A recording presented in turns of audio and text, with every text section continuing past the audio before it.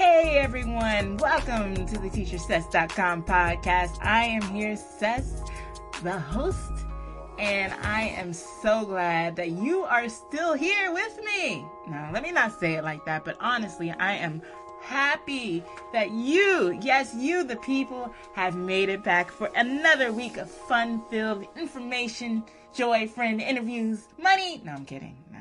Not money, but we're going to have an awesome time this week. So, glad you're here. You're going to learn a little bit of information about teaching online with making real money. And when I say real money, I mean that kind of money you put in your account and comes out good. So stay with me and we're going to have a great time. This episode is brought to you by you. This spot could be yours. So contact SayABC at gmail.com. Okay, we're back. So let's talk about making money online. One of my favorite topics, hopefully one of your favorite topics as well. And if not, you're going to learn for it to be a topic of joy for you. So there are several companies online where you can make money right now, this very moment, this very second. Well, not exactly.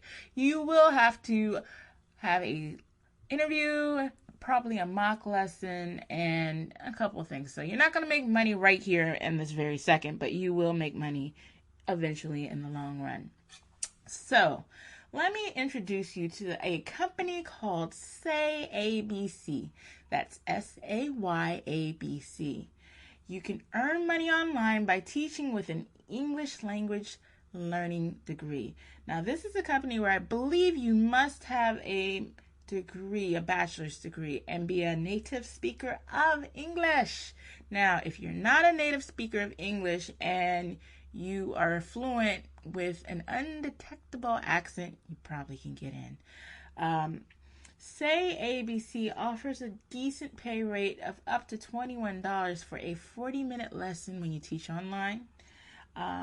Making top dollar will, of course, depend on the productivity of you and also your attendance. Often you're going to have to know your schedule 2 weeks out in order to quote unquote book online. When I say book, everything is online and on an online portal. You're going to mark off the times that you're available and hopefully a student will book with you for that 40-minute lesson.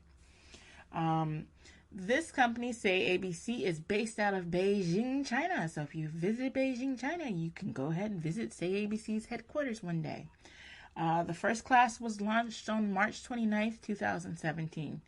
Now, when you're teaching online in SayABC, you will have a group of up to 4 students and 1 teacher on the SayABC learning platform. Once again, we did mention you're going to have a minimum bachelor's degree. And, of course, they will provide training. Today, I am so happy to have a guest who will be able to give you more information about SayABC. So, let's join in. So, I have Ife here who's going to be telling us today about her company, which is SayABC. So, Ife, how are you doing this evening? I am doing very well. Can't complain. Cannot complain right now. Enjoying a nice, quiet evening with nothing to do, which is very rare. And excited to talk with you. Great. I'm envious already. When you said quiet with nothing to do, I'm like, I want to join you. But anyway, I love not happen often, so I'm just basking in it for the moment. I understand. So tell me, where are you located? I live in St. Louis, Missouri. And I've been here about 23 years. Wow, yeah. 23 years. That's a pretty long time to be in one place, but I understand. I've been living in the same location for like 18 years myself. Right. So we've been exploring various methods of earning money online. And can you tell me about what you do to earn money online? Sure. So currently I am teaching English as a second language to Chinese students for a company called SayABC. And it's really It's actually a great company to work for. I have really, really enjoyed teaching my classes. I've always kind of been a teacher at heart. Mm-hmm. And in my professional career, I was a trainer in corporate trainer. And then I also became an adjunct faculty member for a few colleges where I was teaching adult students, which I, again, absolutely loved. I'm a performer, so I love being in the spotlight, but I enjoy, engaging people. And so when this opportunity came up, it was an opportunity for me to do something outside of my everyday normal job that that allowed me to mesh what I really enjoy doing, as well as something that's fun for me as well. Cool, cool. Now, let me ask you this. You are with a company called SayABC. Can you tell me how long have you been teaching online? So with SayABC, I've been teaching online about 4 months. Okay. But prior to that, again, like I said, is when I was teaching as an adjunct, I was online. I taught both online classes and regular face-to-face classes. So I've been teaching online for probably about a combined total of about 8 years. Oh, wow. Yeah. Wow. Now, let me ask you, for someone who's totally curious about how this works, how could you explain the process of what it's like to teach online? Meaning, like, what do you do? Do you just make up things as you go, or do they have like homework you help them with? Like, what is the process, and what do you exactly teach when you're teaching online? So for SayABC, there is a curriculum. And so when our classes are booked for us, we have the opportunity to go out and take a look at what the curriculum is. Um, I do, I bring, because there's music involved and singing and what have you, I bring all sorts of like fun little props. I don't like use them as overkill, but I have like some oversized sunglasses and a toy microphone. I have a lot of stuffed animals because, of course, we talk about just about everything. I mean, if you think about it, teaching a new baby, so like a 1-year-old and a 2-year-old, you're basically doing the same thing with these kids. Some of them have absolutely no English background. Some of them have very limited English. And so, we use a webcam so that they can see us. I can help them with their pronunciation. I can see what their mouths are doing because I don't know if you realize this. Most people don't. I probably didn't realize it as much until I started teaching. Mm-hmm. It's very, very difficult for them to make certain sounds that we make, that we just kind of know, and we have always known, and we've always done. Just like when they try to teach me something, a word, and they have to really break it down slowly so that I understand, it gives me a different perspective on how I work with them, reminding me I've got to slow down my speech. Yes. I've got to over enunciate sometimes. I've got to really have them focus so they can see how my tongue or how my lips or how the sounds are made. Again, if you think about it, the difference between certain sounds like E, which is eh, and I, which is I, are clearly distinguishable for us, but they don't always translate to them. So again, it's a classroom environment. I teach anywhere from 1 to 4 students, and we use the curriculum. I have fun. I get them engaged. If we're talking about colors, I have them look for colors around their house. Okay, show teacher the color red. Find something, or find a circle if we're talking about shapes. So those are the types of things that we do in the classroom. And again, we can go, I'm teaching anywhere from children that are age 5 to maybe age 12. And some of them have varying levels of English. I mean, they're all pretty much grouped about the same, but some have a little bit more, some have a little bit less. So it's a really fun time. if you think about like a high energy classroom of first graders, that's kind of what it's like. So you're dancing, and sometimes I'm sweating at the end of it because we've got songs where we dance, or if it gets kind of boring, I put on some Bruno Mars or put on Happy, and we have a little dance party just to kind of shake that time off, because 40 minutes is a long time to keep their attention. Yes, I definitely but again, agree. like I said, they give us the tools that we need, and then we get to take it and just kind of run with it and make it our own, and have fun with it, and really help them to get it and to learn and to practice. Oh, now let me ask you, being that you're teaching online, what do you like? What is your favorite part about teaching online?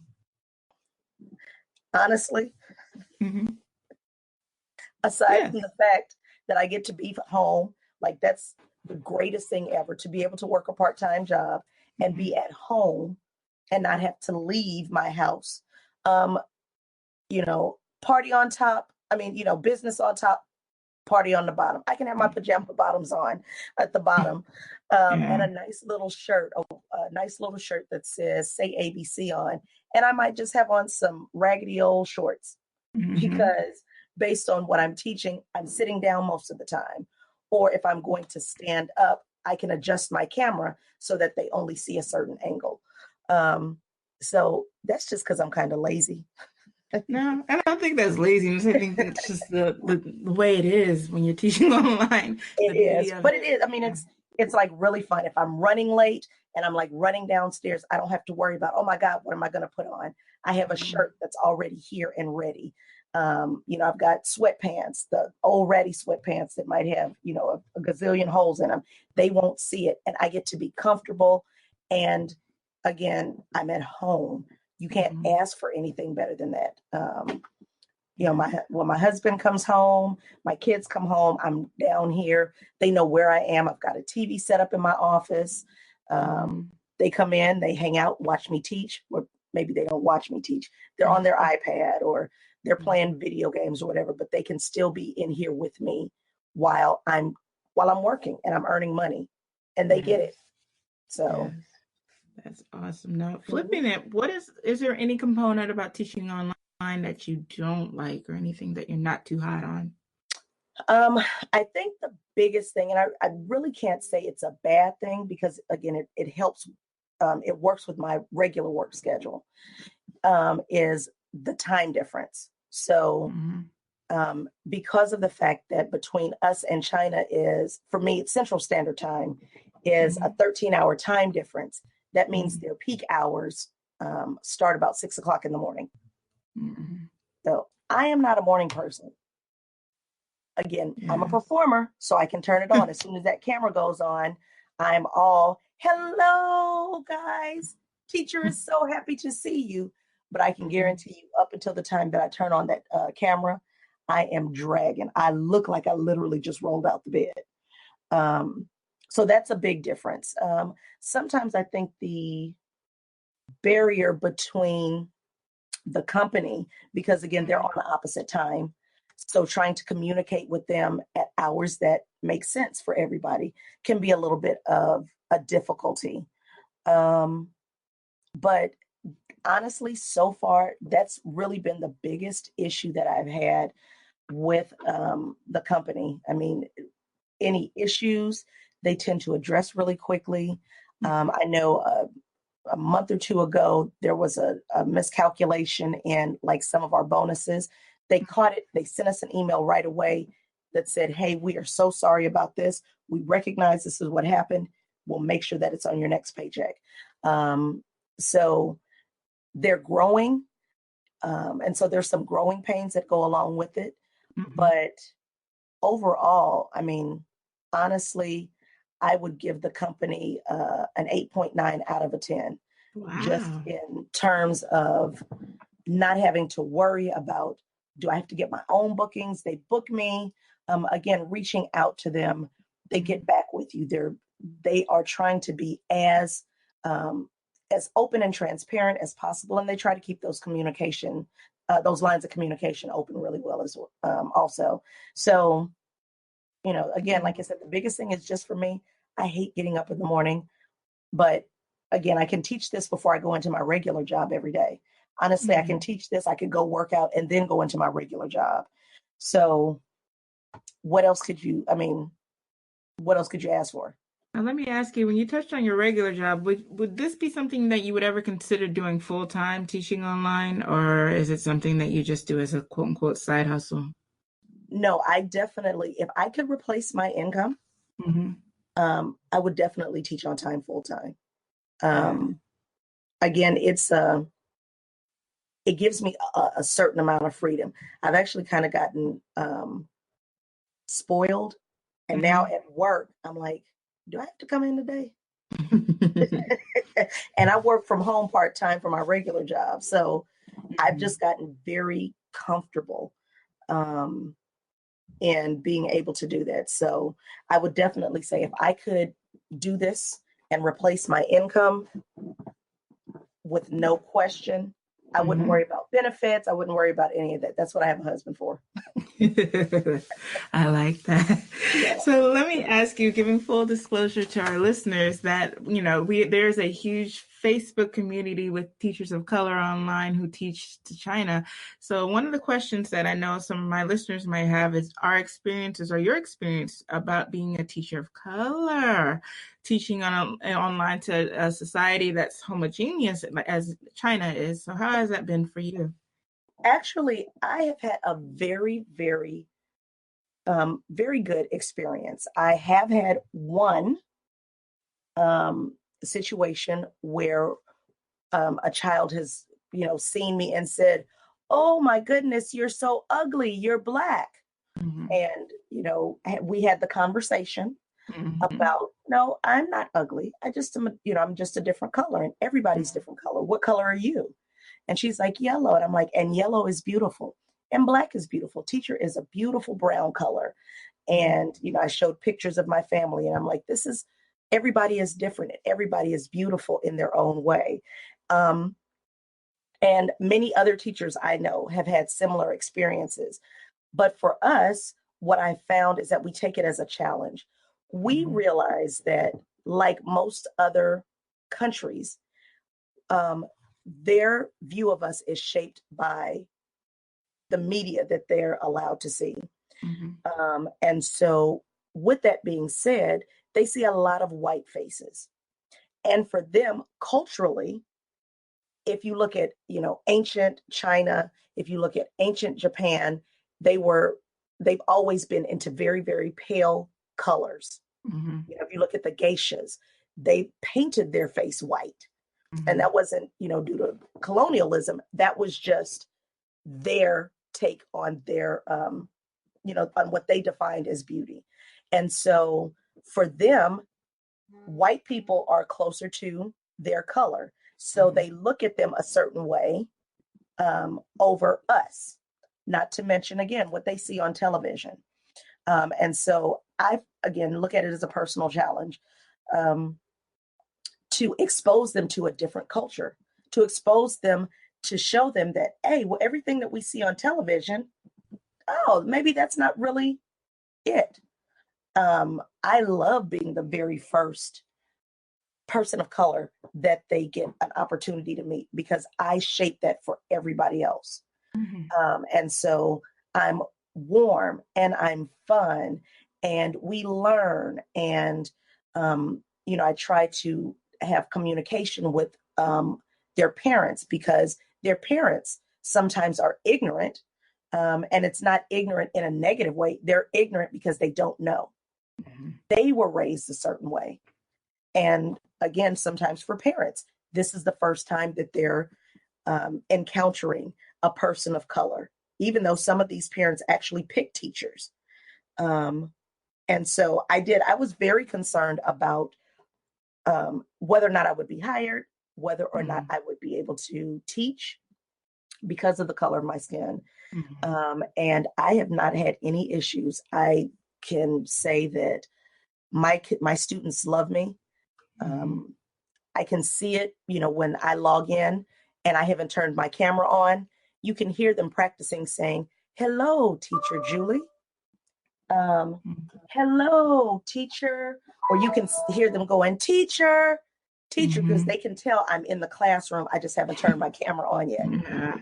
So they're like, "Teacher, teacher, teacher Julie," and they get excited. So they enjoy learning. I mean, and there's a different emphasis on education. They have such, an ingrained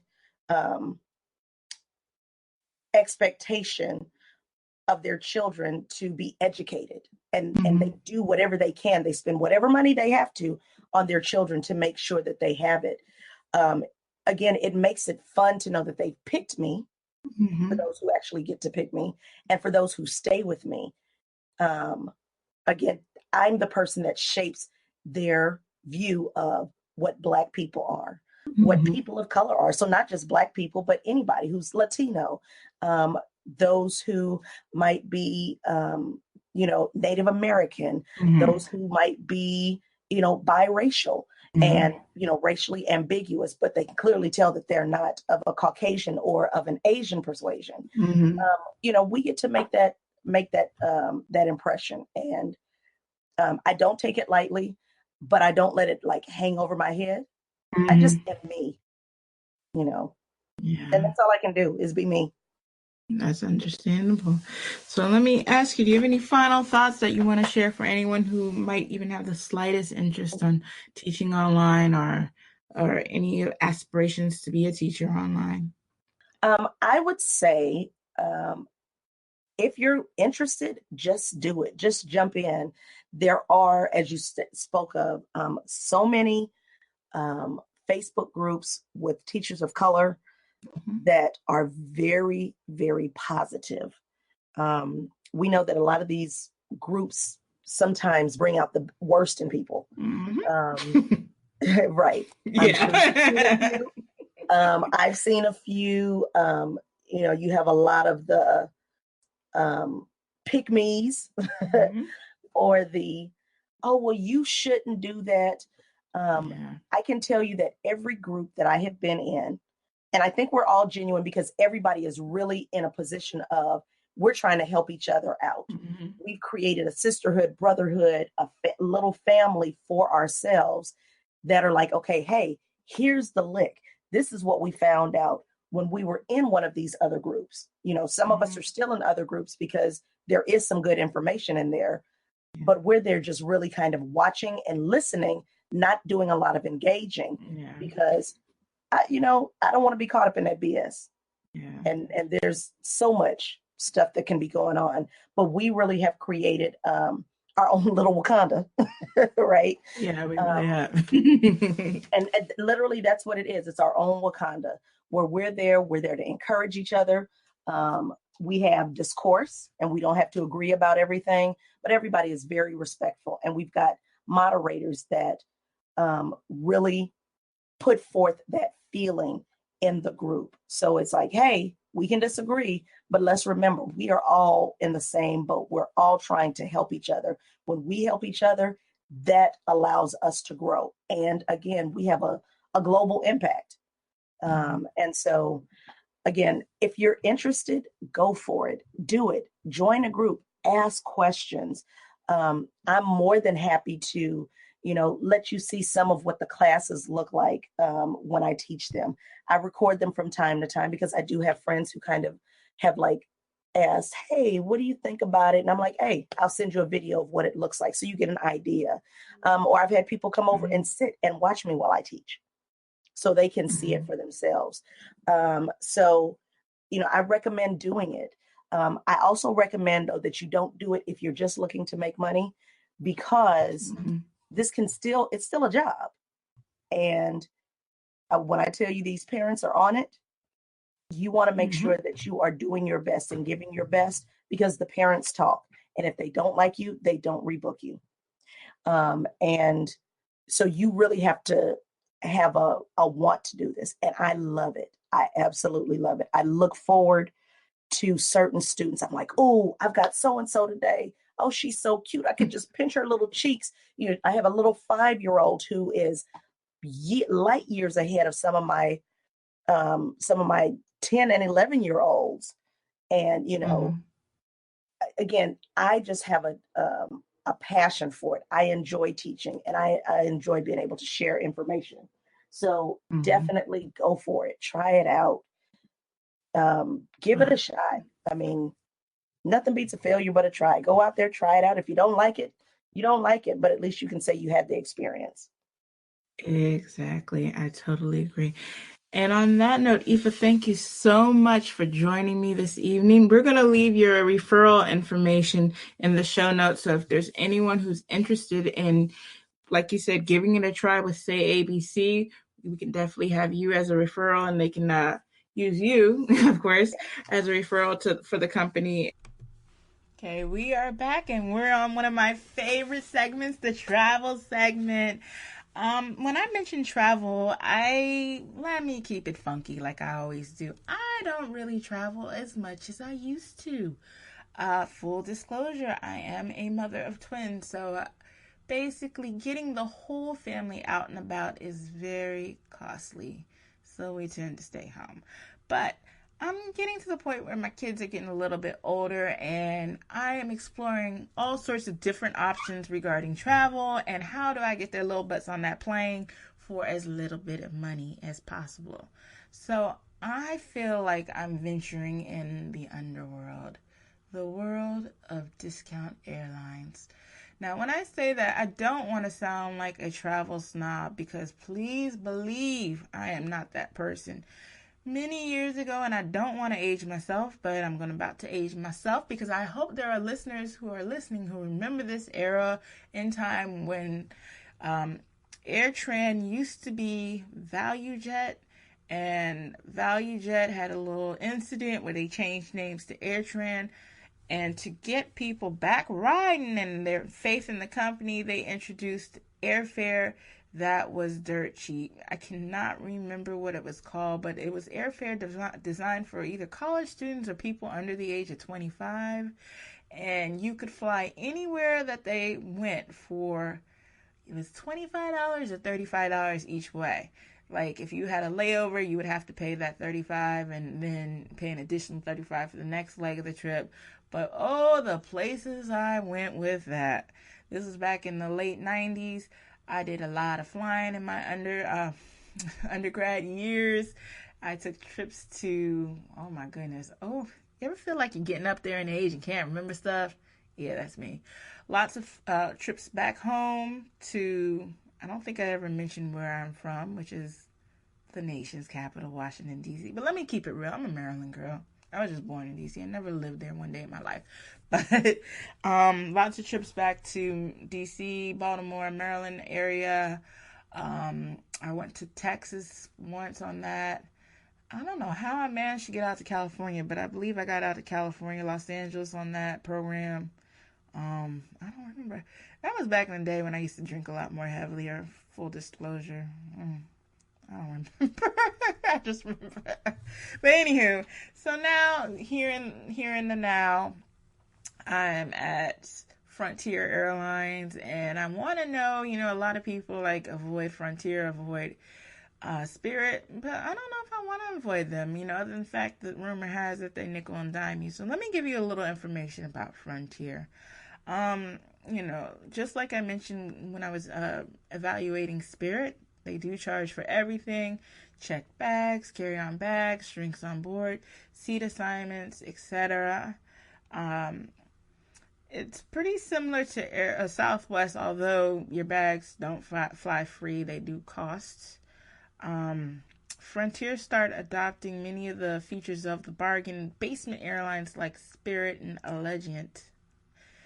These two airlines are sometimes a bit notorious for stranding passengers because their small fleets have no room for error if a plane has a mechanical problem. So in other words, they don't have as many planes as, say, the big dogs like Delta and American, Southwest, etc. So Frontier does seem to be a step above Spirit, but it still has, its fair share of problems, and there's a chance that you may or may not get stuck in your destination. Now, I will be able in a month or two to give you a first-hand review on Frontier, because I do have some tickets to go, a ticket to use Frontier, and I will tell you where I went after I safely arrive back and can give you the full review. So keep that in mind. Standard protocol as far as being online. It's the platform that you must use on Frontier as far as booking and, getting your baggage ahead of time paying for your baggage ahead of time at the best rate. I will say this, ever since I bought my ticket on Frontier, they love to send me email about different specials, different promo codes I can use to fly wherever they go for pretty dirt cheap airfares. The catches that I'm noticing, being that we're in the summer season, is that they're only allowing you to fly out on Wednesdays, Tuesdays, and I think that's it. Tuesday, Wednesday, I think Thursdays as well. So they do avoid letting you fly on the more popular days of Monday and Friday, Saturday and Sunday. So definitely be cognizant of that. So that is my evaluation thus far on Frontier. I'm excited that I will be able to give you a first-hand account in August. But as you all know, you, my people, I love to read what you think in your synopsis on Frontier Spirit. So please send me your emails. I will read them aloud. I will not use your name if that is what you request. You can reach me at cestheteacher@gmail.com. Once again, cestheteacher@gmail.com, and I'll put that in the show notes. I am looking forward to seeing my people's emails. So let's take a break. See you in a second. Okay, before we close it out today, I wanted to have a little wellness chat with my people. I have some exciting news. Well, maybe not so exciting for you, but exciting for me. I am on the Whole30. Yeah. I am on day number 8 now. Before I get into day 8 and all that other great stuff, I know my people, not everybody is familiar with the Whole30. So what in the world is the Whole30? Now, I'm just going to give you my personal firsthand information. Probably at a later date, I'll be a little bit more formal and give you the scientific and data research, all that other crap. My firsthand summary to save time is basically the Whole30 is a program designed to get your body in not necessarily shape, but just wellness, to drive out sugar, alcohol, maybe like detox is the word I'm looking for 30 days. For 30 days, you absolutely have to give up alcohol. Yes, that means wine. Yeah, wine. You give up alcohol, wine, sugar. I have to make a note with sugar, like basically refined sugar, added on sugar, equal, sweet and low, agave, all that kind of sugar that you add on to your drinks. And natural sugars are okay, like fruits and stuff of that nature. You can eat meat, you can eat beef, pretty much anything that is on the perimeter of the grocery store. No carbs, no bread, no pasta, no oats, no peas,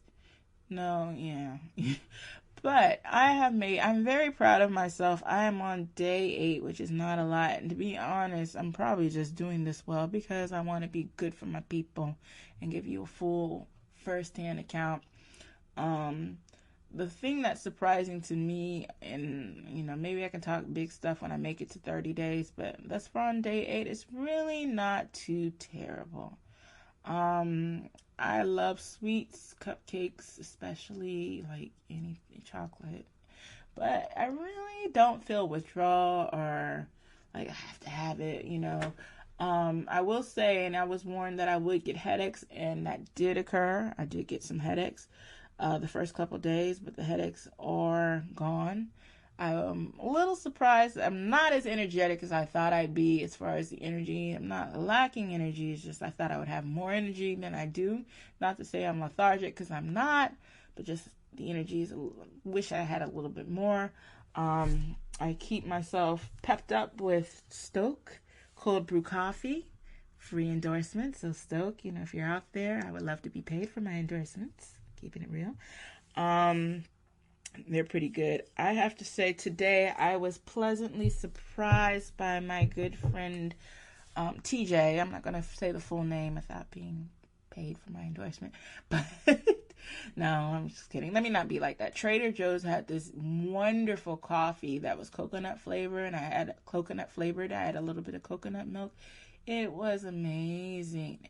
And mind you, I'm doing all this without adding sugar or syrup or sweeteners to the coffee. Just straight, pretty much black. I'm not a black coffee kind of person. I need a little sugar in mine, but I've made it 8 days without it. Doing pretty well. Like I said before, no cravings. The only problem I'm having, and this is kind of a strange problem, but I'll be very transparent. My teeth hurt from eating so much meat. I don't know. That sounds nasty too. From eating so much meat. But yeah, from eating so much beef and ground meat and chicken. It really does. It's like my teeth are really sore. I don't know. I think this is a weird issue. I actually Googled it to make sure I'm not like a freak of nature, and there are people who have the same issue. So I'm probably going to be more heavy on vegetables and soft meats. Like chicken and fish. Let me not say soft meat. Chicken and fish and the softer textures of poultry and seafood. So hopefully that'll help my issue with my teeth. I know it's a strange issue, but my issue nevertheless. So, 8 days in, I would definitely recommend the Whole30. One of the components that they say is not to weigh yourself or to measure yourself, and it's absolutely driving me crazy, but I feel the difference in the clothes I'm wearing 8 days in. I feel like my clothes are feeling not as tight, thank goodness. It's summer season. I don't want to go into the summer feeling poofy and bloated. I like the light feeling, and I definitely want to incorporate more exercise, as I am a huge fan of ShaunT. I love T25. I'm trying to do max 30, but the love is not the same. T25 is my baby. I actually a few years ago did 2 full rounds of T25, and I did lose some weight. So anytime a program works for me, I have to endorse it. Even though I always say I don't like to do free endorsements, everything's pretty free because I'm starting up for right now. But I have no problem endorsing my buddy ShaunT, even though I don't really know him. He's my buddy in my head, and his program, because I got really great results when I was consistent and did it day in, day out for about 3-4 months or what have you. 3 or 4 months. And that was that. So, thank you, my people, for being here again with me. I love each and every one of you. Your support is greatly appreciated. Please keep those emails coming. And that's all for today. And like I always say, I greatly appreciate it when you like, subscribe, give a 5-star review. And that's it. I'll see you again next week, my people. Bye.